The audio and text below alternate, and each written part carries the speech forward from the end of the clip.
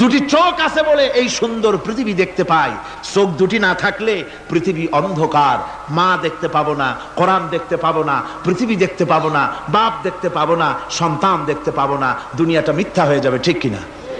ছোট্ট চোখ, 1 থেকে 1.5 ইঞ্চির ভিতরে এত সুন্দর দুটি ক্যামেরা, যে ক্যামেরা দিয়া দুনিয়ার সব কিছুকে ক্যাচ করা যায়, সব ক্যাচ করা যায়। বলুন তো, এমন একটা বাক্স আপনারা কেউ বানায় দিতে পারবে যে বাক্সের ভিতরে হাতি, ঘোড়া, বাঘ, ভল্লুক, ময়না, টিয়া, পাহাড়, পর্বত, নদ নদী, কীট পতঙ্গ, তরু লতা, গাছপালা, গোষ্ঠী শুদ্ধা ধরবে, আরো খানিকটা জায়গা বাকি থাকবে, এরকম একটা বাক্স কেউ বানায় দিতে পারবে? পারবে না। এমন একটা বাক্স পৃথিবীর কোন মিস্ত্রি বানাতে পারবে না।